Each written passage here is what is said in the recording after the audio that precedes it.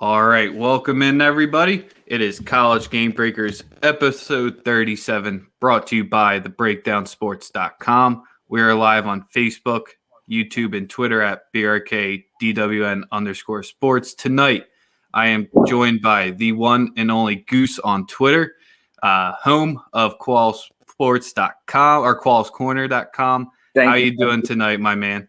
I am great. I am thrilled to join. I have to say I am very disappointed. I'm going to start off on a sour note. About 2 years ago when Wofford was a 6 seed out of the SoCon, I bought a Wofford t-shirt. I went through my whole house. I can't find my Wofford t-shirt. So I'm supporting my good old Rutgers, but just want you to know, big SoCon fan. I was all in on Fletcher McGee and Wofford back in the day. So happy to join. The Terrier gang, they're going to be disappointed because, we got the whole Twitter. We got the team tuning in tonight because when Goose and Rex are going live to talk some hoops, that's where it's got to be.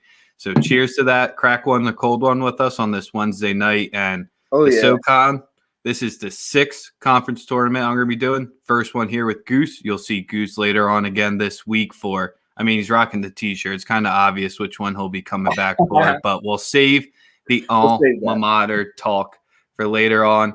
Goose is already getting shout outs joining right away.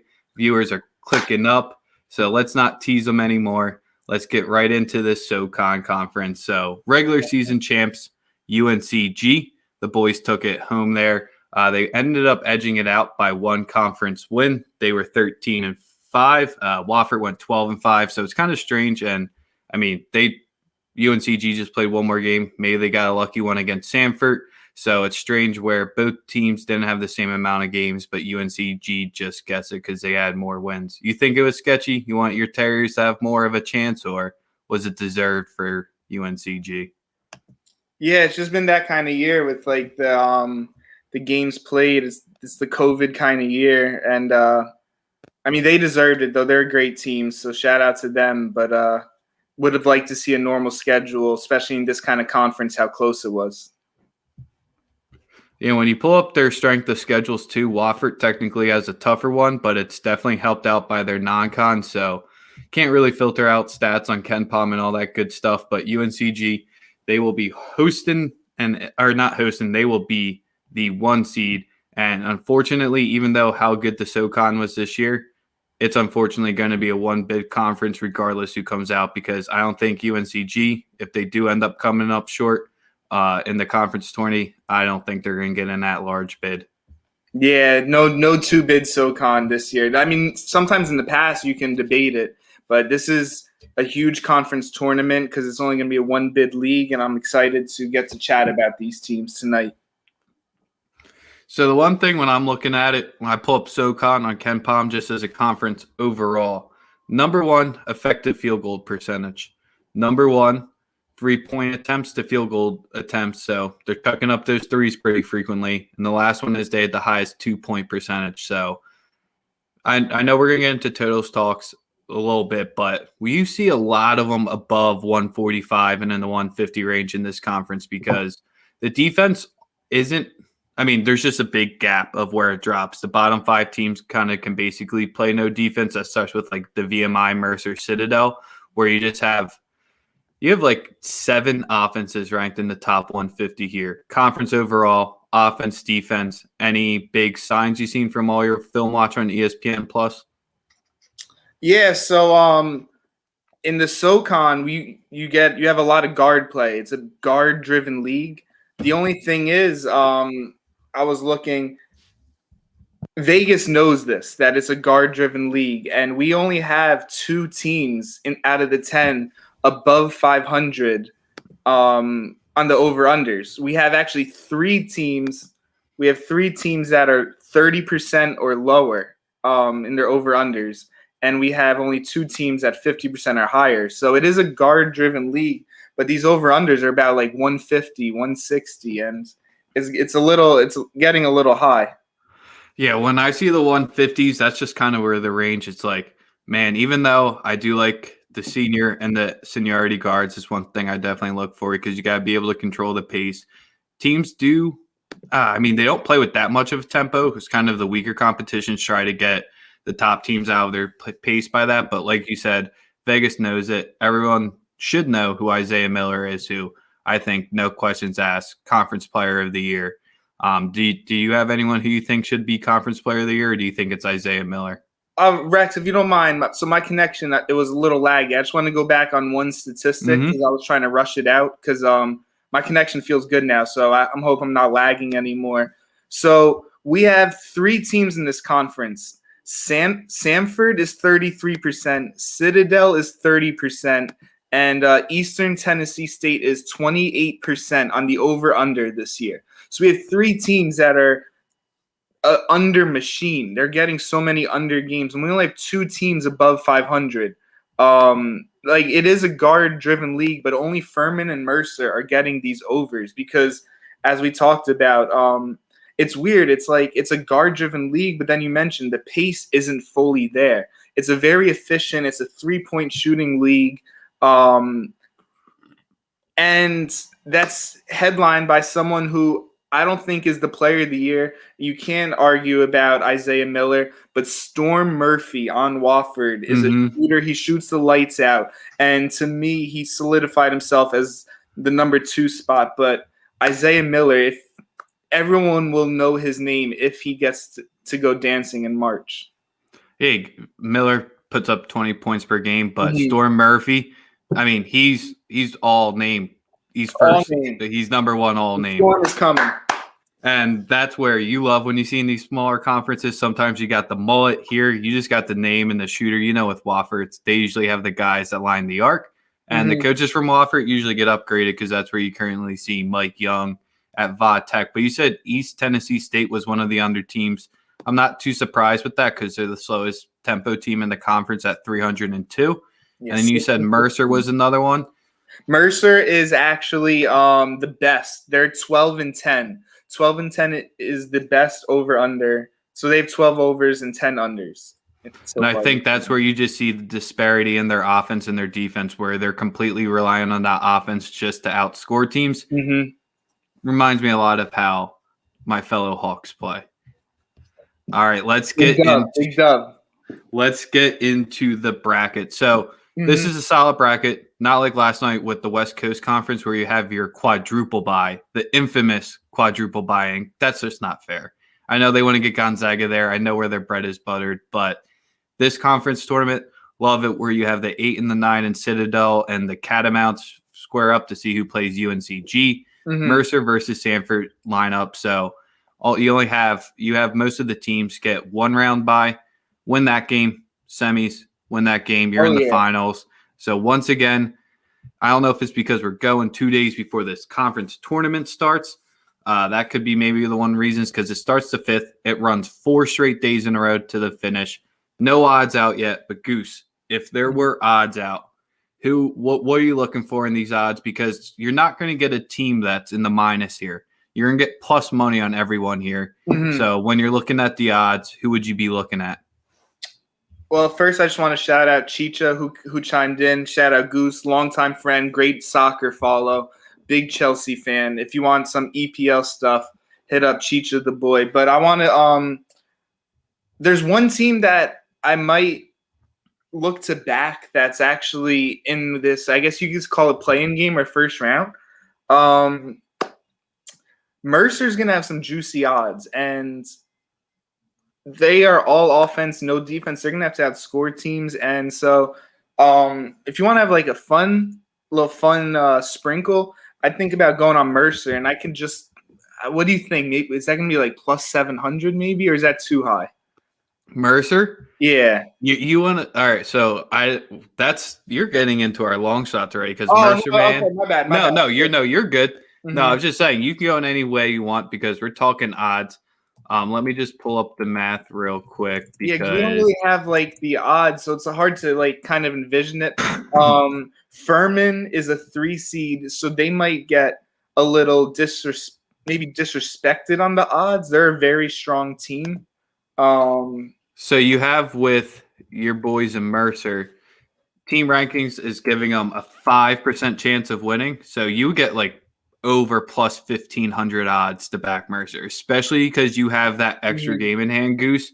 That's where if you're confident in Mercer, you put the little Taco Bell run on it. You put a little $5 guy on it just to have some fun because they get past Sanford. You got to hope they take down your Terriers that you've been high on. But and then who was the other team you were talking about with odds that you were liking other than Mercer? So Furman was definitely a better team last year, but they lost. I forgot the star player name. I think it was beginning with an F. But he graduated. They're still a very good team. I would think maybe Furman. I don't like going on the favorites too much because I do feel like this might be like almost like a 3-team race of UNCG, Wofford, and Furman. So I might think of backing Furman a little. What about you, though? Who are you looking to maybe sprinkle on or back? Yeah, with Furman, you'll probably get plus 180 odds on that. So, yeah, you're taking the favorite, but you're still getting some nicer odds on it. They would be the favorite. They're the 3 seed, though, right? Yeah, they are the 3 – or yeah, they're the 3 seed, so they get VMI. So that's where Path is a huge thing for me and when I'm looking at this because, sure, you could say you're using your mind or anything, but I like to use my numbers. But at the end of the day, it's all about your gut. So if I'm looking for a team to do it, I hate not saying this one, but East Tennessee State, even though Forbes is gone, they're a team that I think could make a run because they get up with Chattanooga and the Mocs first. That is no walk in the park there whatsoever. And then they pull up with UNCG. And the thing is, they lost the last 2 times to Chattanooga. Both kept it within 2 points. So hard to beat the same team 3 times, especially when you're keeping it within 2. And that's where you're going to get some nice money on that one. They roll into UNCG. They beat them once by 4, lost to them the other time by 11 in overtime. So they've kept it close with their path the whole time. So that's where team rankings is giving East Tennessee State around the 10% chance to pull it off. And then with the 10% chance, you'll get somewhere between plus 900 to plus 1,000 odds. So that's where I like their path. It's just first-time coach in the SoCon and getting that's where it just makes me a little nervous because I like a coach that's been there before. They've gone through the gauntlet because the SoCon is one where we'll see some upsets, that's for sure. Definitely. I do like that play, though. Different. I would call them a different style compared to most SoCon teams. They feel like a more grinded-out team, so I could actually dig that. The teams aren't going to be used to that. They're going to want to if Eastern Tennessee can control tempo, East Tennessee can control tempo. I could see a nice run from them. Yep, second best defense in the conference behind UNCG's. Offense isn't anything too great. They sit more in the middle of the pack, but like you said, they're not going to be used to it. It's the one team that plays a completely different tempo in the conference, and when you have when you have 0 days of prep, essentially less than 24 hours, that's going to be tough. So we talked about 3 teams that we like there. Who are you instantly crossing off? Who do you want no business of? So like I had a hard time with this question because thankfully for Rex, he always comes prepared. He had me think of a few tips, and it's just this conference seems so balanced. I feel like it's a 7-team conference. There's 10 teams, but I feel like 7 of them can win.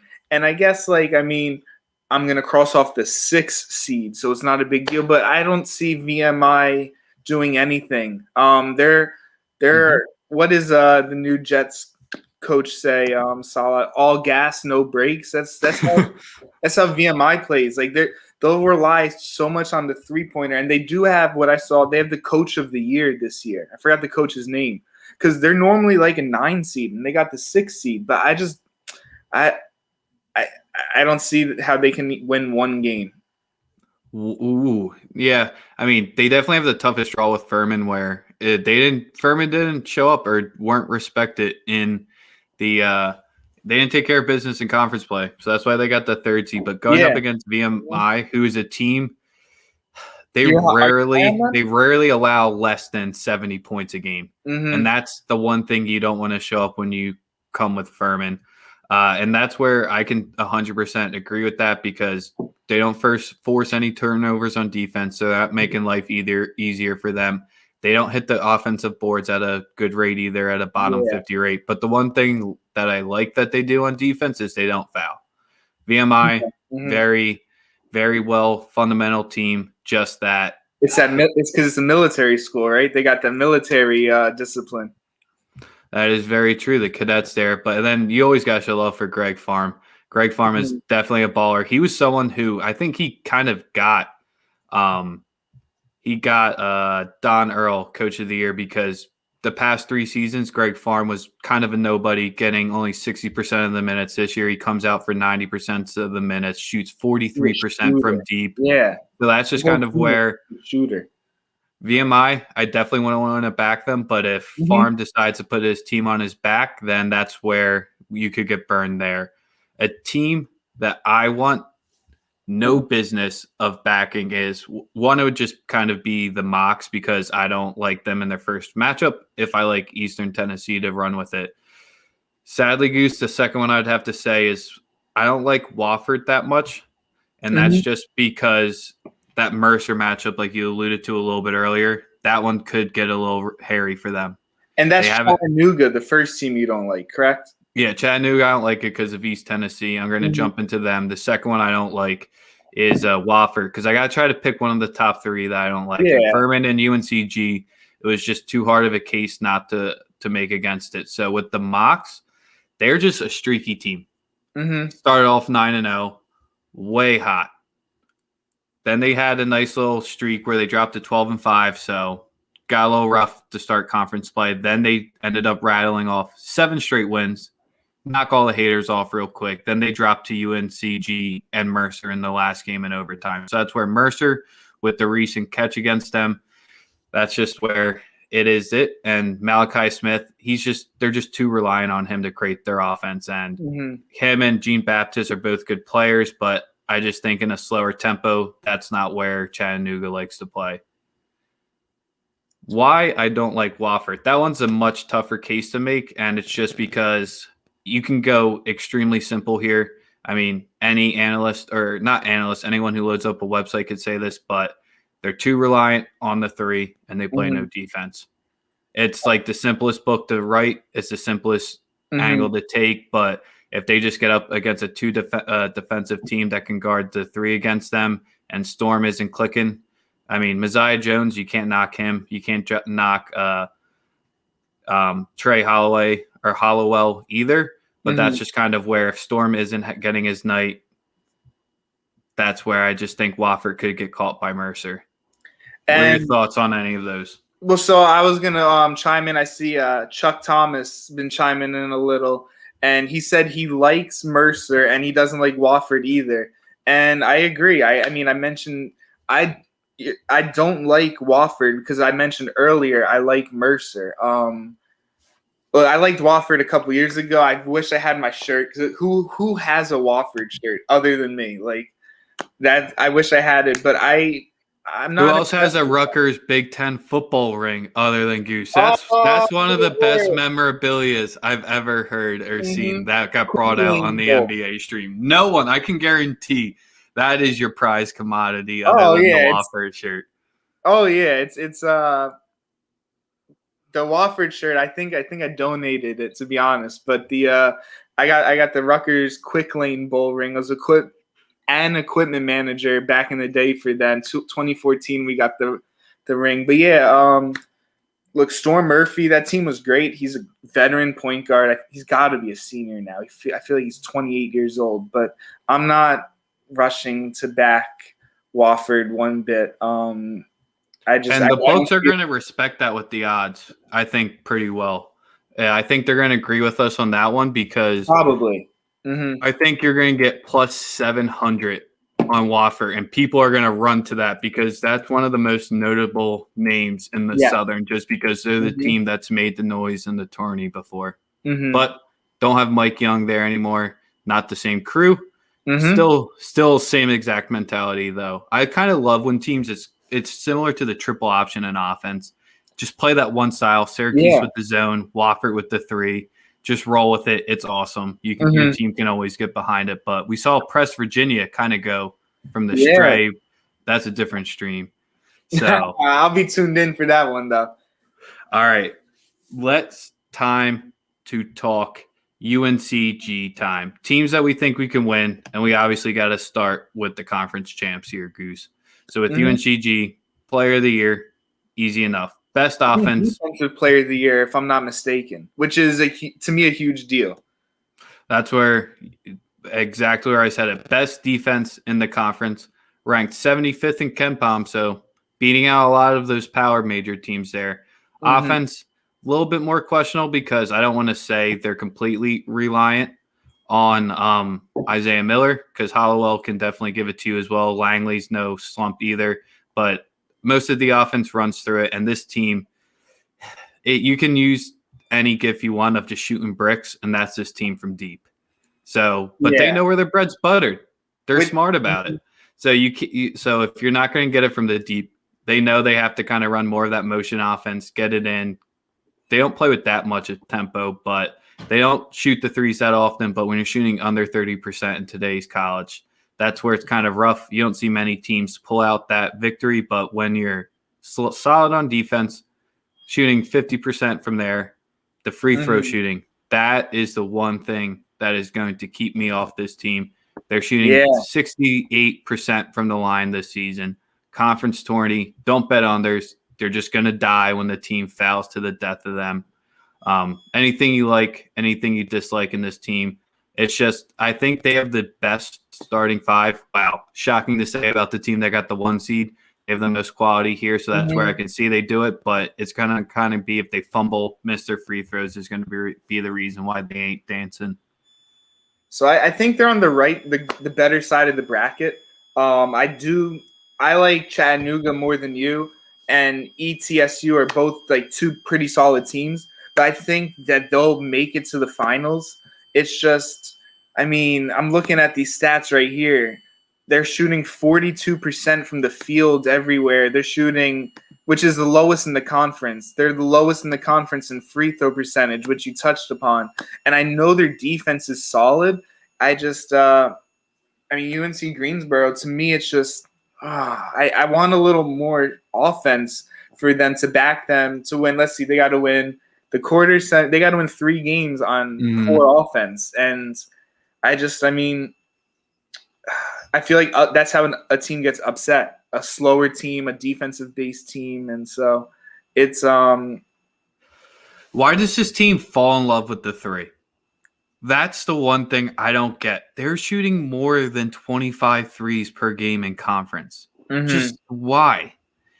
That's not where your bread's buttered. I mean, their best 3-point shooter on the team is 35 for 105 and shooting 33%. That's not going to cut it.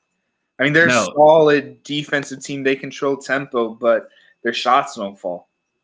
No, that's where it's Allegri and McGinnis. Those are their guys that they rely on the deep shot. And, I mean, the loss against the Catamounts, I mean, I want to get into this Catamount team. This is definitely the wrong part and ones that we think, but there's a betting syndicate that loves backing the Catamounts because I'd never seen 2-point move every time on WCU. Yeah, so that's the one shout out I have to give to that betting syndicate because anytime they're going up against VMI, the Citadel, that line was always on the move. So I need to figure out who loves the Catamounts that much. I got to dive into that. Try to get them early, middle, around. I could dig that. All right. Wes Miller, I mean, he's been here for a while now. Yes. He's kind of just built to run out 20-win seasons since 2017. So he's probably going to get it there this year. That's where why do they win this, Goose? Just because they're just that much better, and I just think they have to hold the 10+ lead in every game, and you get a Isaiah Miller a la Greg Jennings put the team on his back for the entire tournament. So a few things. One, UNCG 3 seasons ago was the 1 seed. 2 seasons ago, 2 seed. Last season they were a 3 seed. So they're always a top 3 team. Like they're always solid. And at the end of the day, talent and guards win games. They have the best guard in the conference. They have the best player in the conference. I'm not so confident in them, but at the end of the day, I feel like they have the easiest road to the finals, which is going to help. And then it turns into almost like a 1-game scenario. And Yeah, Mm-hmm. I'm not confident in them. I'm not running to the window with them, but I With the plus expect. 185. So would you play that pre-tournament, or you're putting your money somewhere else? You know what? I I don't know to who, but I expect them to lose in the finals because I see their easy path. So I might actually back that 185 and then bet on the other team in the finals. I don't know who that other team is going to be yet, but I see their veteran team. They have that coach has been there for multiple years. They were in the tournament 2018. Like this team is solid, but they're not extraordinary, I guess. So the team that I think they're going to meet there, and it's a team that we've been alluding to, so it's about time we break down Furman. Yeah. Mm-hmm. The one game that resonates with me the most, and it's probably because I caught most of it, was their game against Bama. At Bama, Mm-hmm. they lost that game, which is the wildest thing to say is Furman lost the game and gave it away to Bama. They put up 1.12 points per possession against that team. They just allowed Bama to shoot just as well. That was an 83 to 80 thriller. And when Yeah. you go through their schedule, they never got blown out. They were basically in every game. This team just fights to the end, and that's because they have the best, I would say, the best offense in the conference. And then their defense, they have the third or fourth best defense in the conference. So Mm-hmm. overall, when you look at both sides of the ball, they're the most evenly balanced. And at the same time, I don't think Furman relies on one guy as heavily as Mm-hmm. Storm or anything like that. Because you got Bothwell, Hunter, Gurley, Muntz, Swanson. The one thing is they run zero bench. Yeah. Zero. So if they get in foul trouble, and you see that a lot in conference tourney time, that's the one reason why I'm afraid of them. Everything else, this team just does everything to just get by or excel a little bit over it. Like their 2 point percentage, they just eat on the inside, but they just don't get to the line. But when they do get to the line, they shoot it well. So they're not drawing fouls that frequently, but I think that's all right. That's one thing I'm not going to knock a team for, but I'm just afraid of their depth more than anything. One thing that we've been hammering in this stream right now is that the SoCon is built off of guard play. But the one reason why I love Furman so much is because they have two swingmen who you talked about, Gurley, and is it you said it's Muncie? Yeah, Mun- Muncie Muntz. I don't know. I could be pronouncing it They're wrong. both Apologies, Clay. I'm not sure, but they're both listed at 6'8". So we've been hammering that it's such a guard-driven league. Yet Furman has good size with their scorers, and I think that's going to play into a big effect. They both average 14 points. Gurley and Munchies. They both average 14. They both get 6 rebounds a game. Great shooters, but they have the size. So them being 6'7", 6'8", that's attracting me to Furman. I think that their size that helps them on defense a little, even though it's a more fast-paced offensive league. And I like this Furman team a lot.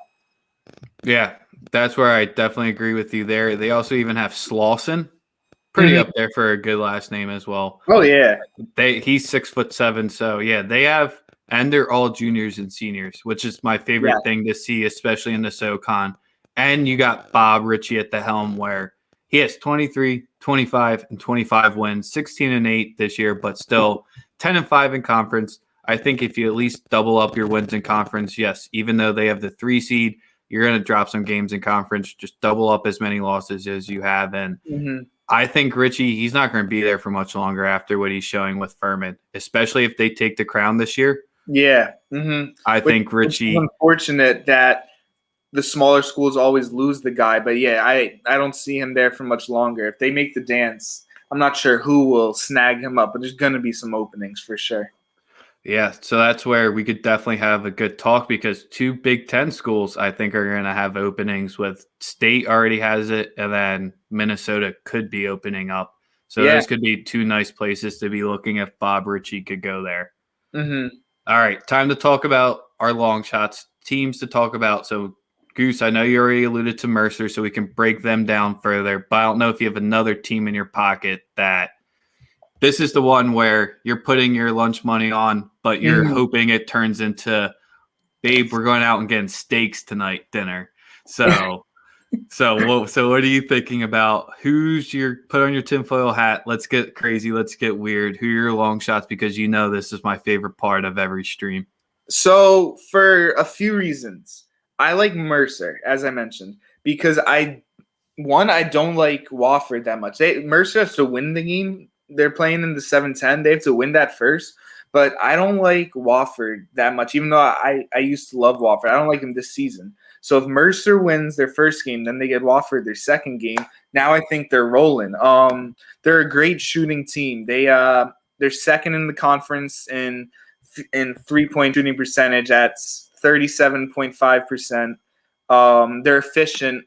I just feel that they have the makeup that makes the run. They have, I think, they have 3 scorers that are above 10 points a game. They beat ETSU and Chattanooga this season, who are 4-5 in the conference. So like they're beating these mid-level teams. And my favorite part, which caught my attention, they're 6-6 on the road. They have the best road percentage in the conference. So like I'm not sure where this tournament's taking place, but I don't think it's at Mercer College. Maybe the first game is, maybe the home team is hosting. I'm not sure, but they're good on the road, and they're going to be playing a lot of these games on the road. I just feel like they're a live 7 seed. Ross Cummings, that's the guy I was looking for. Redshirt senior, he's a walking bucket, and I'm ready to watch him go off. I really hope that they at least make it to the Wofford game, because I really want to go and bet Mercer spread. I hope they win it. I'll probably sprinkle money line, and I'll just keep riding with them. So the tournament's in Asheville. So I believe that is a neutral site for everyone because it's in the Harris Cherokee Center. Mercer neutral road, like I like. They're used to. They don't like playing at home. You get them away from home, they're comfortable. Maybe it's because they don't like their girlfriends. Their girlfriends are coming to the game and watching. Now they feel more free, but I like them on the road. Maybe it's the more strict culture that you have to be on the road now, where you're in the hotel room. Maybe they love just loading up Warzone and just grinding out the day before games. But they have the best win out of every team in there. And that's when they took, it aged well with Georgia Tech, because that Georgia Tech team was kind of a mess earlier, but they won by 10 on the road at Georgia Tech. That was, I remember, because that's where Georgia State took them to triple overtime the game before. So maybe it was a little hangover effect there. But Mercer, they just stacked a few losses that were, I guess, a little concerning, but their only bad loss on their resume in conference was Western Carolina. They took care of who they're supposed to take care of. They're 6-0 against the Quad 4. So that's where you'll assume that they get out of their first round matchup, because they took care of business in all their 6 games when they played a similar opponent. When you get into the Quad 3 and Wofford, they currently rank, I'm trying to see what quadrant they rank in. They're between 2 and 3. So that's kind of where you get right on their barrier, where I'm not laying points with Wofford. I can tell you that scenario. So where you're saying definitely take the points, maybe sprinkle the money line, I'd definitely be taking that way there. So what this team does, they're extremely efficient on offense, which is where if they just go lights out, they can do it. They just can't guard the rim at a good pace. So that's my biggest concern, where they're matching up well when they play that Wofford team that relies on the deep ball. Well, Furman, they won't match up well, but you just gotta, it's a coin, like you just gotta hope that they sneak by them. Dude, if they're making it to Furman, you're in the semis. You have hedging opportunities there. Because that Mercer line, like we said earlier, you're going to be looking at plus 1,000 on those odds. So you have plenty of ways to hedge out of that. I'm going to stick with ETSU. Who are you digging? ETSU? Nice. Yeah, I'm going to stick with ETSU even without Forbes, because I was trying to look at the Citadel or the Catamounts. Can't say it there. Chattanooga is going to have too good of odds. VMI is, I guess, the one team that you could kind of make a case for, but I put them as the team I'm writing off just because they drew Furman If they drew maybe the 7th seed and they were where Mercer was or is currently positioned, then yes, I could think that's where it is. So I think you nailed it on the head with Mercer. I like ETSU. I think I gave most of the reasons why I like them. And just as a quick hitter, the only team that plays a different type of style, different type of pace in the league. Yes, Forbes and the squad, some of them did leave, but they got Forbes a job at Wake. So that's where you still have the talent on the roster. They're all eligible to come back. Yes, they have the 5th seed, so the mock's probably going to be their hardest game. You might just want to back them there. But if they do end up pulling that out, that'll be nice. So what game is your upset? Well, I want to also bring up one thing. Bring up whatever you want. So I know you're feeling ETSU. I'm not touching the ETSU Chattanooga game. I think they're both solid teams, but I guess it kind of goes into what you're about to ask. What game am I going to be rushing to the window to? The winner of the ETSU Chattanooga game, I want to back them because they're going to be, I'm going to guess maybe +6 against UNCG. I want to back the winner of the ETSU Chattanooga game against UNCG in the, I guess, would that be the semifinals then? Yes, sir. Yeah, I want to back the underdog in that game. I think ETSU plays a similar style to UNCG, and I think Chattanooga, their offense, if they plays a good pace. So I want to back both of those teams against UNCG. That's what I'm going to be playing. Also, Mercer, I'm going to be picking them with the points against Wofford if they get there. So those are 2 games that I really want to see. Nice. So love to hear that where you like my long shot that if they do make it out, you'll be looking to back them. We got Chuck saying that VMI is going to be his upset special. So he's liking them to take out Furman. If they hit the threes, they can get anyone. You guys could be swinging me because I'm pretty confident in this Furman side, but I'm getting a bunch of love from these Southern Conference sharps here that are saying that VMI is no one to be slept on. That one thing VMI's got going for them, they got the Coach of the Year, as I mentioned. I don't have the statistics, but I feel like they're normally at 9, 8 seed. Like they're normally not that good. They have nothing to lose. What is there to lose? They're going to be playing against Furman, who many people think are going to win. They're just going to shoot the lights out, and who knows? It's not as extreme, but it's almost like the UMBC mentality or whatever. Like they got nothing to lose. They're going to go out shooting against Virginia, like just having fun with it. So that's the one thing I like about VMI, but I'm still all over Furman. So yeah. So first team I jumped to see upset I'm looking for. I'm like, all right, how can I see Sanford upset Mercer? Not knowing whatsoever that you like them. And then I tried to make any case. I was looking under a rock. I was looking over a tree to try to find any way that I would feel confident backing this team.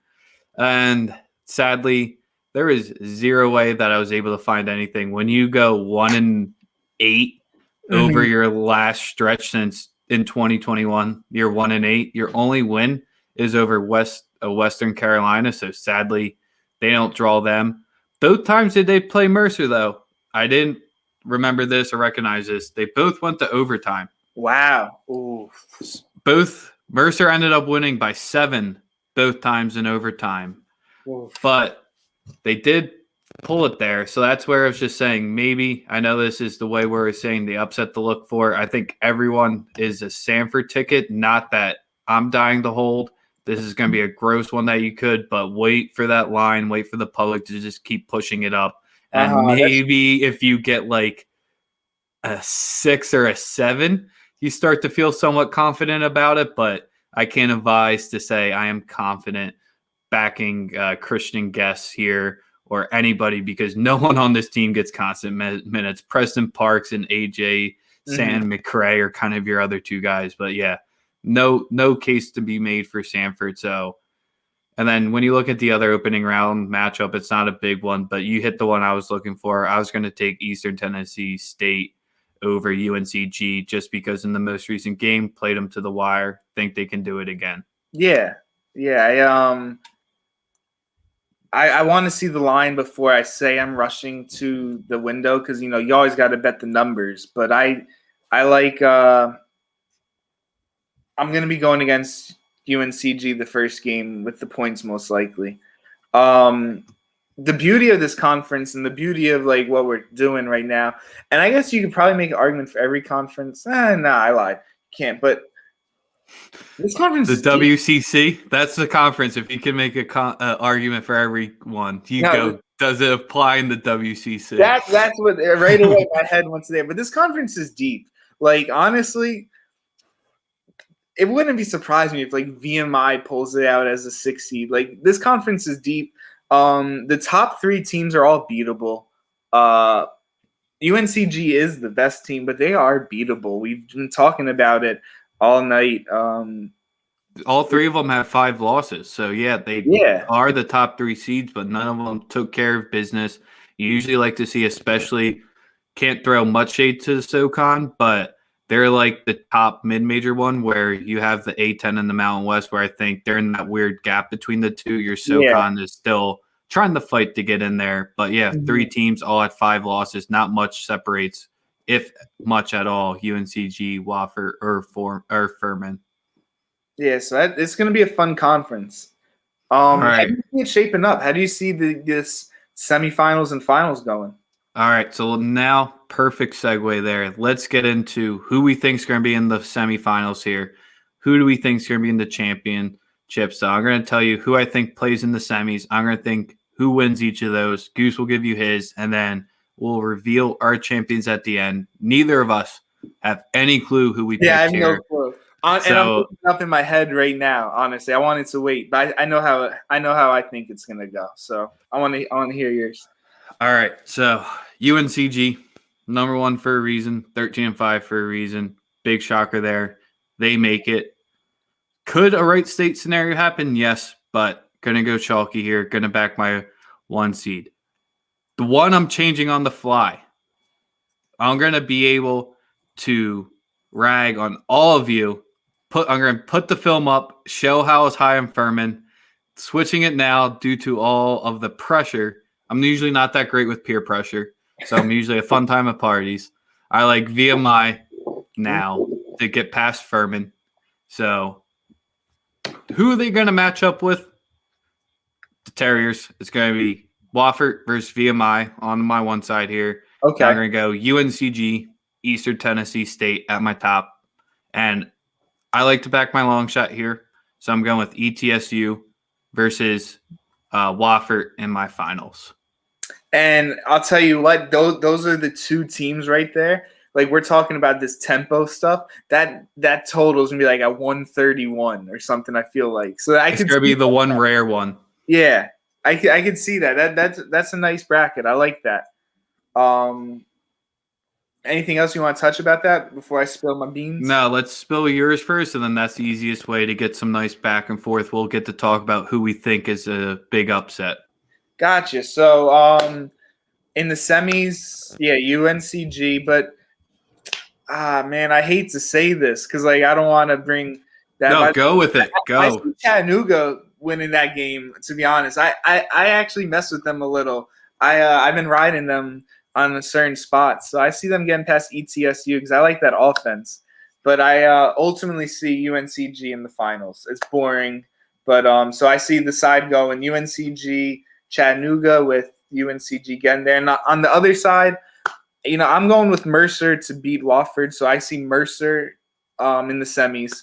I just like their makeup, and I actually like that they're going to be playing in the 7-10 game first. If they win that, then that's how you build a little like mojo. Like in the NCAA tournament, people like to back that play-in game team because now they got a little swagger. They win. So we get Mercer to win their first game. Now they got a little mojo. Now they're going to play Wofford. I see Mercer getting to the semis. I see Furman getting to the semis as well.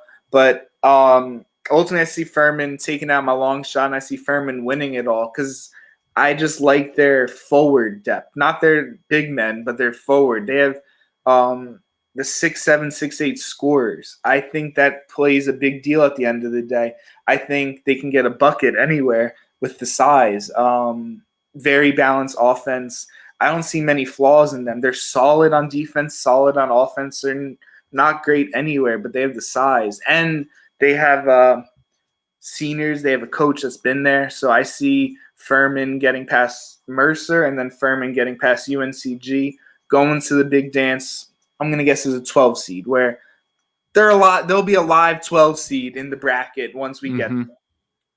So I'm going to be super salty if it ends up turning out to be ETSU Furman in the finals because that's originally who I had in my finals. But I hate backing the 3-point team that can't play any defense, but I think it's going to be raining threes in Nashville, and I'm going to take Wofford as my champs here. Like their chances high, so that's where you liked your Mercers, your long shot. I kind of knocked them out real quick. After that, I liked ETSU. You knocked them out real quick, so you got all the angles here of this possible one. So you think they get the 12th seed? If anyone can get a perfect SoCon bracket, it's just like in a perfect March Madness bracket because this conference is deep. It's so deep of average teams. Like if someone could get me a perfect bracket and show it, I'll be impressed. Even though there's not that many possibilities. Like there will be people who get perfect brackets, but it's just so deep. Yeah, I don't know. Furman, I'm trying to think. Can they get a 12 seed? I think they might be closer to because the 12 you get the play-in winner. So that's where the 12 usually gets to the top two conferences. And I think this is the one thing I probably have the biggest beef with is if Colgate gets on that 12 line because they're the 12th in the net from playing Holy Cross 6 times this season. I might lose my mind. And then Western Kentucky is the other team there. But I think it would be Western Kentucky, Winthrop, or Belmont. Those would be your 3 teams, I think, that get the 12. So I think Furman does get a 13 line. 13 or 14. I mean, depending on what team makes it, there's just so many teams. If one of the top 3 comes out of this tournament, I'll be looking to back them come the madness. I think all 3 of them are solid squads. Everyone in this conference is pretty solid. I do want to see who they'll be matched up with looking way in advance in March. But yeah, you're right. Maybe more a 13 or 14 seed. It's not as good as it used to be the SoCon, so it's probably more. Yeah, I think with the way our bracket's shaped up, we hit on almost every possible matchup. Yeah. So I was going to say, before we wrap it up, any last thoughts? Any thoughts on teams? Any games that we didn't potentially break down that you want to get more into before we sign off? One thing I do, we had a commenter, Chuck Thomas, chime in a couple times, and he mentioned something about Western Carolina. And I pride myself on the SoCon, but I really don't know much about Western Carolina. So after this, I'm gonna take a look into them, see how I can maybe I guess they're in the 8-9 game then, right? Yeah, Western Carolina faces up against the Citadel, and there are 2 games that they matched up against this season. I remember it vividly because one of them was a noon game on a Monday. I was like, yeah, this is going on the TV while I'm working from home. First half under always on those. Yeah, I think that game exploded out to points. But, yeah, you want to – I mean, that syndicate, I told you, I saw it was like not that – I recognize Western Carolina looked into their team a lot more this season because I was always curious as to why they had point moves in every game. It was just the strangest thing, but it was 76-75 the first time they played. Western Carolina took that one at home. That was their first conference win because they did start 0-7. Lost to them later by 11 on the road. So they were sitting at 2-13, ended at 4-13 in conference play. So that's where heating up then. Yeah. After this convo, I'll look into them for their first game for sure. It's just a fun conference. I do. If anyone's for you betting people out there, do take a look at like team rankings, how they list the over-unders on the SoCon, because everyone, including myself, it's an offensive conference, but the numbers get set so high. Again, we only have 2 teams who have a winning record in the over-unders, so just keep that in mind when you're at home throwing some lunch money around. If the number's right, hit the over, but don't just automatically assume over because it's 2 offensive teams. But yeah, it's gonna be some beautiful games. I'm locked in. I'm ready. ESPN Plus probably until like the semis and the finals. Dude, I don't like to give away free advertisement, but ESPN Plus might be one of the most beautiful things in the world. Oh, so we got Chuck as a personal little connection there. His old high school coach took him to the dance. But Goose, I thank you very much from qualscorner.com. I'll let him shout out his Twitter handle once we get there, but he will be back on Sunday to cover the Big 12. So we got Goose with the mid-major. We got him with the Power 5. Right?